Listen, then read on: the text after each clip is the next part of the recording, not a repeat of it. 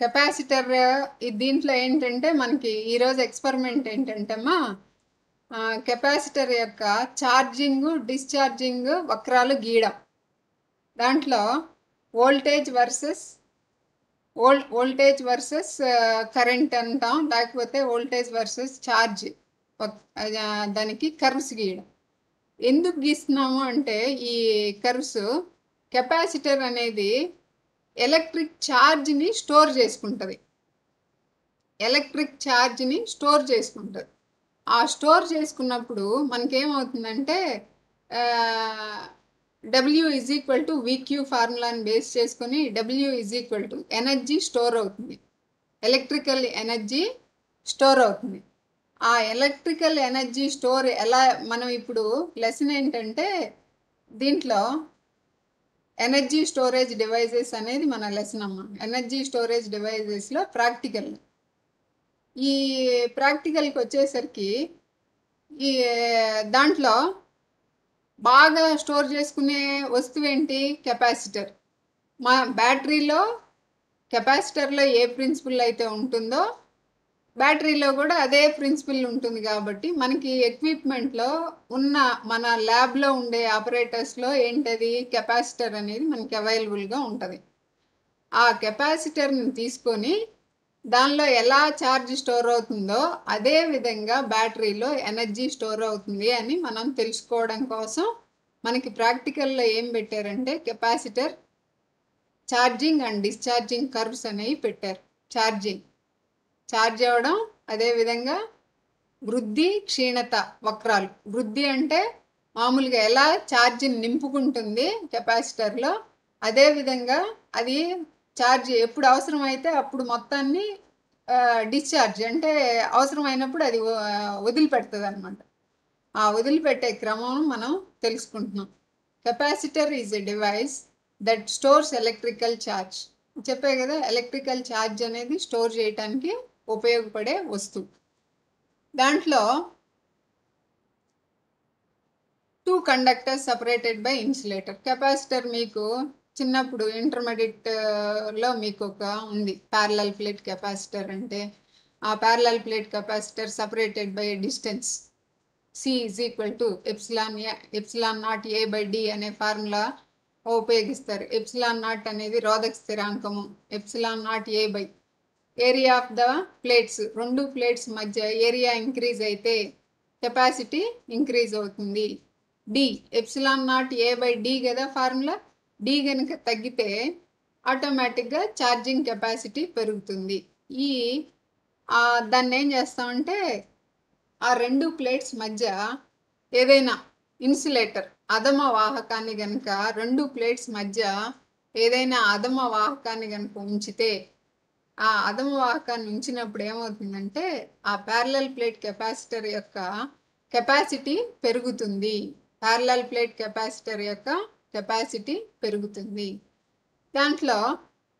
దాంట్లో కెపాసిటర్ గురించి ఎందుకు చదువుతున్నాం, దాన్ని ఛార్జింగ్ అండ్ డిశ్చార్జింగ్ ఎందుకు చదువుతున్నాము అనేది కనుక మనం తీసుకుంటే, కెపాసిటర్స్ హ్యావ్ మెనీ అప్లికేషన్స్. దాంట్లో చాలా అప్లికేషన్స్ ఉన్నాయి.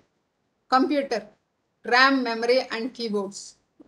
ర్యాండమ్ యాక్సెస్ మెమరీ కింద యూజ్ చేసుకోవడంలో కెపాసిటర్స్ పాత్ర ఉంది. అలాగే ఎలక్ట్రానిక్ ఫ్లాషెస్ ఫర్ కెమెరాస్. అదే మనం డిశ్చార్జ్ అనగానే మొత్తం ఉన్న ఛార్జ్ అంతా ఒక్కసారి ఫ్లాష్, ఎలక్ట్రికల్ ఫ్లాష్, కెమెరా ఫ్లాష్లో ఎలా మనకి ఫ్లాష్ ఒకసారి వచ్చిద్దో ఎలక్ట్రికల్ ఫ్లాషెస్గా కూడా ఈ కెపాసిటర్ని మనం యూజ్ చేసుకోవచ్చు. Electric power surge protectors. దాంట్లో ఎలక్ట్రికల్ పవర్ని ప్రొటెక్ట్ చేసుకోవడంలో కూడా ఇది ఉపయోగపడుతుంది. Radios and electronic circuits. ఇప్పుడు మీకు 3rd పేపర్లో కనుక మనం చెప్తే LCR వలయము అని చెప్పాం. LCR శ్రేణి వలయము మరియు సమాంతర వలయము 2 చెప్పాం. దాంట్లో శ్రేణి వలయాన్ని ఏం చెప్పాం? రేడియో రిసీవర్లో ఉంటుందిరా, ఒకటి ట్రాన్స్మిటరు, ఒకటి receiver.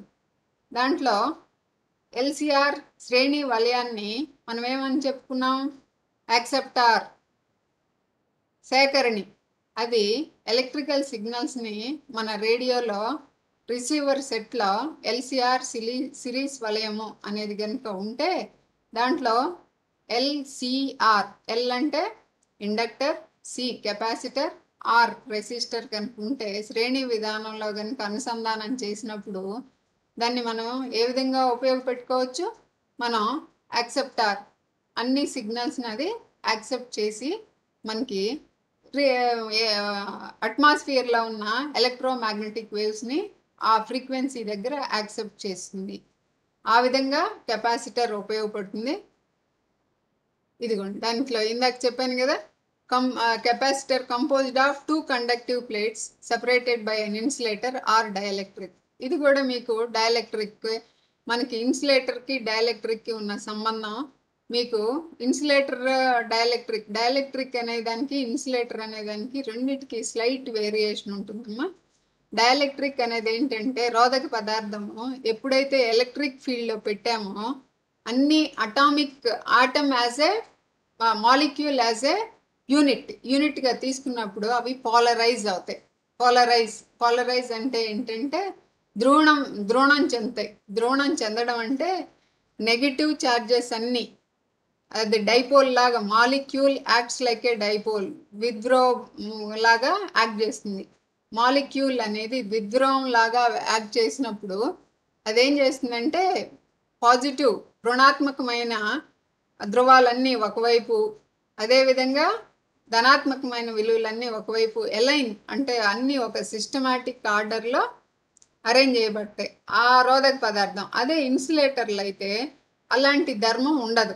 Insulator which does not conduct electricity through it, దానికుండా విద్యుత్తుని పోనివ్వదో దాన్ని మనం ఇన్సులేటర్ అంటాం. డైఎలక్ట్రిక్ కూడా అంతే, కాకపోతే ఎలక్ట్రిక్ ఫీల్డ్లో పెట్టినప్పుడు దాని గుణం మార్చుకుంటూ ఉంటుంది. ఇది రెండింటికి మధ్య ఉన్న వ్యత్యాసం. దీంట్లో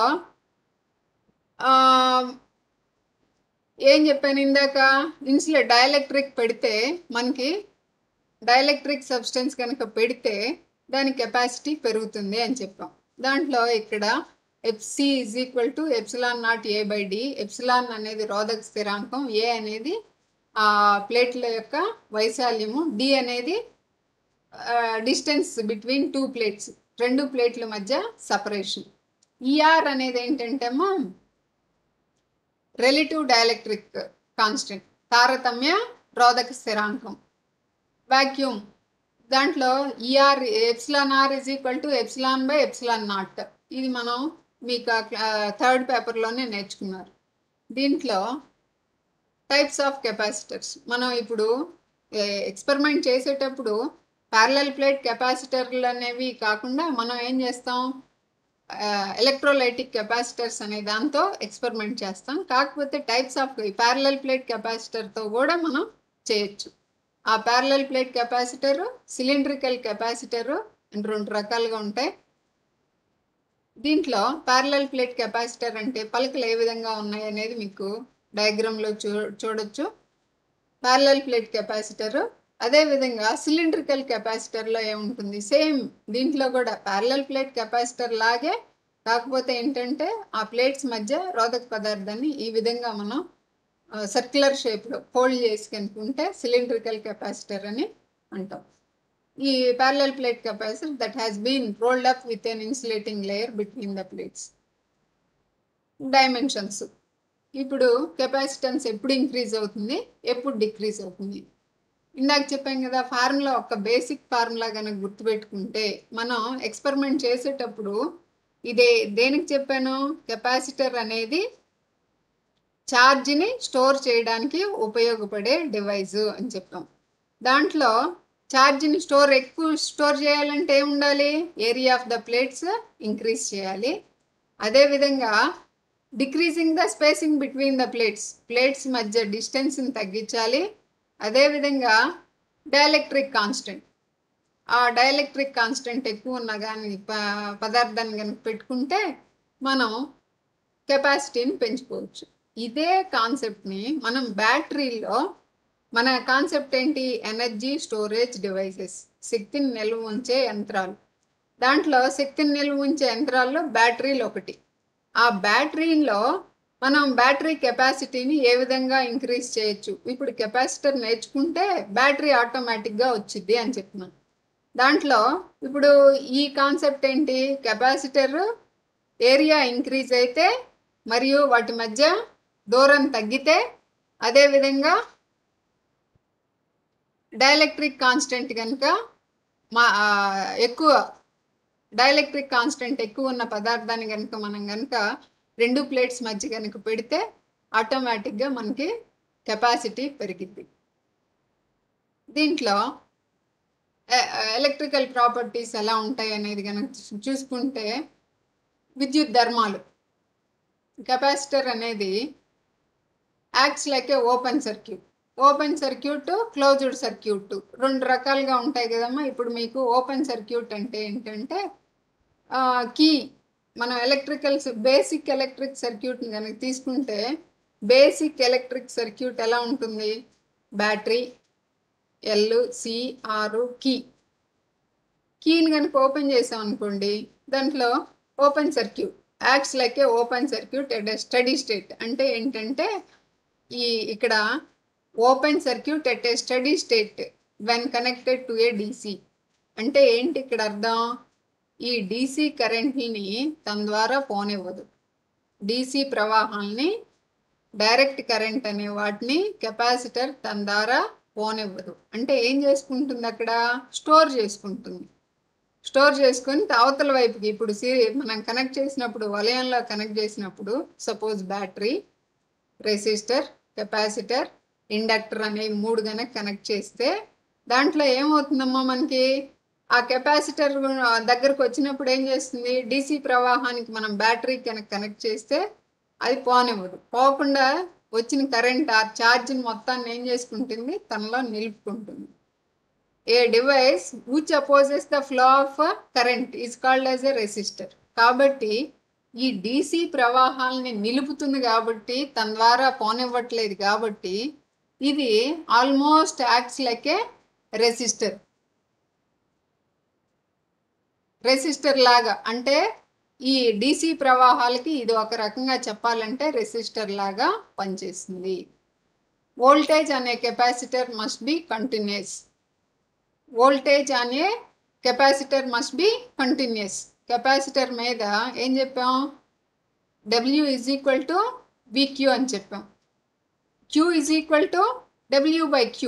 ఎనర్జీ ఉంటేనే కెపాసిటర్ మస్ట్ బి, వోల్టేజ్ అనే capacitor must be continuous. W is equal to VQ అయితే V is equal to W/Q కదమ్మా. దాంట్లో ఉండే Q is equal to W/V. V must be continuous, zero అవడానికి లేదు. జీరో అయితే ఏమవుతుంది, Q ఇన్ఫినిటీ అవుతుంది. అది ఇంపాసిబుల్ కండిషన్ కదా. అందుకని V must be continuous. There is no abrupt changes in the voltage, but there may be discontinuities in the current. కరెంట్లో ఏదైనా డిస్కంటిన్యూటీస్ ఉండొచ్చేమో కానీ వోల్టేజ్లో ఎక్కువ అబ్రప్ట్ చేంజెస్ అనేది ఉండకుండా చూసుకోవాలి. అది ఒక condition. An idle capacitor does not dissipate energy. Idle capacitor అనేది కనుక తీసుకుంటే అది ఎనర్జీని, అంటే W is equal to VQ అనేది కదమ్మా energy. W is equal to energy. Work done is equal to VQ అంటే work done. Capacity to do work is energy. ఎనర్జీని డిస్పేట్ చేయదు అంటే idle capacitor does not dissipate energy. It takes power when storing energy and it returns when disappearing. అంటే ఎనర్జీని dissipate చేయదు కానీ పవర్ని డిస్పేట్ చేస్తుంది. ఏంటి పవర్ని, I/R. Power is equal to V into I. ఆ ఫార్ములాని బేస్ చేసుకొని ఇది డిశ్చార్జ్ అనేది జరుగుతుంది. దాంట్లో ఎనర్జీ స్టోరేజ్ ఏ విధంగా ఎనర్జీ స్టోర్ అవుతుంది, ఎనర్జీ స్టోరేజ్ ఏ విధంగా స్టోర్ అవుతుంది చూడండి. Q is equal to CV. Charge is stored on the plates of a capacitor by equation Q is equal to CV. దీంట్లో Qకి యూనిట్స్ ఏంటంటే Cకి యూనిట్స్ కులుంబ్. ఇక్కడ చూస్తే మీరు C is equal to Q by V. C is equal to Q by V. So units వచ్చేసి కెపాసిటర్కి units వచ్చేసి farad, or ఛార్జ్కి unit ఏంటమ్మా కులుమ్, వోల్టేజ్కి unit voltage. So 1 farad is equal to 1 coulomb by 1 volt. 1 coulomb by 1 volt. ఫారడ్ని ఎలా చూపిస్తామంటే F అనే అక్షరంతో చూపిస్తాం. దీంట్లో సర్క్యూట్ చూడండి. ఇప్పుడు మీ కిందాక పోలరైజింగ్ డైఎలక్ట్రిక్ సబ్స్టెన్స్ ఏ విధంగా పోలరైజ్ అవుతుంది అనేది చూడండి. ఈ polarising molecule, each molecule in a dielectric substance acts like a dipole అని చెప్పాం. డైపోల్ అంటే చూడండి, ఇక్కడ మాలిక్యూల్ ఉందనుకోండి. మాలిక్యూల్ ఒక నెగటివ్ ఛార్జీ, ఒక positive charge separated by a distance. A positive charge and negative charge separated by a distance. Then that acts like a dipole. విద్రోము, రెండు ధ్రువాలు ఉంటాయి. రోధక పదార్థాన్ని కనుక తీసుకుంటే, రోధక పదార్థం ఈ బ్రౌన్ కలర్లో ఉన్న ఇవన్నీ కూడా మాలిక్యూల్స్ అమ్మా. ఇవన్నీ మాలిక్యూల్స్. ఈ molecule, each molecule acts like a dipole. ఆ డైపోల్స్ అన్నీ ఎలక్ట్రిక్ ఫీల్డ్ ఎప్పుడైతే, ఎలక్ట్రిక్ ఫీల్డ్ అంటే ఏంటి, ఒక positive charge, negative charge separated by distance. దాని మధ్యలో కనుక ఉంచితే అవన్నీ ఎలా మారినాయో చూడండి. అన్నీ నెగటివ్ ఛార్జెస్ అన్నీ ఒకవైపు, పాజిటివ్ ఛార్జెస్ అన్నీ ఒకవైపు. ఎటు అట్రాక్ట్ అయినాయి గమనించండి. దీంట్లో నెగటివ్ ఛార్జెస్ అన్నీ కూడా towards positive charge plate, towards positively charged plates. అదేవిధంగా మాలిక్యూల్స్ ప్లస్లు అన్నీ కూడా towards negative charge plates. So electric field is equal to E is equal to V by D. V అంటే ఏంటమ్మా, మనం అప్లై చేసిన voltage, and D is distance between two plates. So ఇది మనం parallel plate capacitor సర్క్యూట్లో connect చేసినప్పుడు ఏ విధంగా charge store చేసుకుంటుంది. ఇది మనం ప్రాక్టికల్ ఎక్స్పెరిమెంట్లో కూడా మనం ఇదే విధంగా చేస్తాం. ఇక్కడ ఒక కీ పెట్టుకుంటాం. కీ పెట్టుకొని ఆ కీని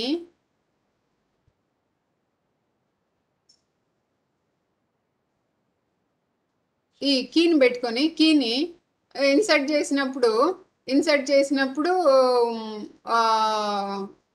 మనకి ఇన్సర్ట్ చేసినప్పుడు ఆన్లో వచ్చేసింది. ఆన్లో వచ్చి మాలిక్యూల్స్ అన్నీ ఈ విధంగా అయ్యి మనకి ఛార్జ్ అనేది స్టోర్ అవుతుంది. సైన్ కన్వర్షన్స్ చూడండి. దీంట్లో ఇలా మనం the sign convention used with a capacitor is same as that power dissipating device. ఇదేం చెప్పాము, పవర్, దీనిలో డిసిపేట్ అయ్యే ఛార్జ్ ఎప్పుడు కూడా పవర్ ఫామ్లో డిసిపేట్ అవుతుంది అని చెప్పాం. కాబట్టి దీంట్లో ఒక ప్లేట్ ప్లస్, రెండో plate minus, and that is separated by VC. When current flows in to A positive side, ఇక్కడ మీకు యారో మార్క్ చూపిస్తున్నాడు, positive side of the voltage across the capacitor it is positive. Current కనుక ఏ terminal గుండా touch అవుతుందో దాన్ని positive terminal అని. అదేవిధంగా ఏ విధంగా అండ్ కెపాసిటర్ ఈస్ డిసిపేటింగ్ పవర్, దాన్ని releasing energy back in to the circuit will be negative. ఇది ఇక్కడ ఉన్నది. When capacitor releases energy back in to the circuit, ఈ సర్క్యూట్కి రిలీజ్ చేసేదాన్ని మనం నెగటివ్ టెర్మినల్గా తీసుకుంటాం. ఇప్పుడు మనం ల్యాబ్లో చేయాలనుకుంటుంది ఏంటమ్మా, ఛార్జింగ్ ఏ కెపాసిటర్. కెపాసిటర్ని ఏ విధంగా, at first it is easy to store charge in the capacitor. As the more charge is stored in a on the plate of the capacitor, it become increasingly difficult to place additional charge on the plates. ఇంకా మనం ఇంకా అడిషనల్గా charge store చేద్దాం అనుకుంటే దాని maximum వరకే అది store చేసుకుంటుంది. అందుకనే కెపాసిటర్ మీద దాని మ్యాక్సిమం కెపాసిటీ వాల్యూ ఇస్తాడు, 10 మైక్రోఫారెడ్ లేకపోతే 5 మైక్రోఫారెడ్ మైక్రో ఫ్యారెడ్ అంటే ఏంటమ్మా, ఇందాక చెప్పాం ఛార్జ్కి యూనిట్ ఏం చెప్పాం, ఫ్యారెడ్. ఇక్కడ స్టోర్ చేసుకునేది ఏంటి, ఒక డివైస్ ఎంత ఛార్జ్ని స్టోర్ చేసుకోగలదు అనేది మనం మైక్రో ఫ్యారెడ్స్, మిల్లీ ఫ్యారెడ్స్లో చూపిస్తాం. అంటే ఆ డివైస్ అంత ఛార్జ్ని తనలో స్టోర్ చేసుకోగలదు అని దాని అర్థం. Coulombic repulsion from the charge already on the plates created an opposing force to limit the addition of more charges on the plates. ఇక్కడ కులంబిక్ repulsive ఫోర్సెస్ కూడా మనకి ఆ ప్లేట్స్ మీద అడిషనల్ ఛార్జ్ని స్టోర్ చేసుకోకుండా, అంటే దానికి ఉన్న కెపాసిటీ వరకే అది స్టోర్ అయ్యేలాగా చేస్తుంది. Voltage across a capacitor increases rapidly as the charge is moving into the plates. ఎందుకని చెప్పాం, C is equal to, ఇక్కడ ఫార్ములా ఉంది కదా, Q is equal to CV. దీంట్లో వోల్టేజ్ కనుక ఇంక్రీజ్ అయితే ఆటోమేటిక్గా charging capacity charging capacity increase అవుతుంది. ఛార్జింగ్ కెపాసిటీ C మామూలుగా C రిమైన్స్ కాన్స్టెంట్, ఎందుకంటే Q ఇంక్రీజ్ అయింది, V ఇంక్రీజ్ అయితే Q ఇంక్రీజ్ అయింది. C is equal to Q by V కాబట్టి దట్ రిమైన్స్ కాన్స్టెంట్. సో దీంట్లో voltage across a capacitor increases rapidly as the charge is moved in to the plates when the initial amount of charge on the capacitor is small. అలాగే ఇప్పుడు ఏమవుతుంది, voltage small అయితే queue కూడా తగ్గిపోతుంది. Voltage across the capacitor increases more slowly as become difficult to add extra charge on the plates. Voltage కనుక increases more స్లోగా కనుక increase అవుతుందంటే ఇట్ ఈస్ డిఫికల్ట్, దాని మీద ఆ ప్లేట్స్ మీద ఛార్జ్ని యాడ్ చేయటం కొంచెం డిఫికల్ట్ అవుతుంది అని చెప్తున్నాం. Adding charge to A capacitor, the ability to add charge to a capacitor depends on, దాన్ని ఛార్జ్ని యాడ్ చేయటం, కెపాసిటర్లో ఛార్జ్ని యాడ్ చేయటం అనేది దేని మీద ఆధారపడి ఉంటుంది అంటే amount of charge already on the plates of the capacitor. Already దానిలో కెపాసిటర్ మీద ఫుల్గా ఛార్జ్ అయింది అనుకోండి, మనం అడిషనల్గా ఏదైనా స్టోర్ చేయాలంటే వీలవుతుందా, అది వీలవదు. దాని మీద ఒక ఫ్యాక్టర్ మీద డిపెండ్ అవుతుంది. The force driving the charge towards the plates. మనకి F is equal to EQ formula ఉంది కదమ్మా, F is equal to EQ,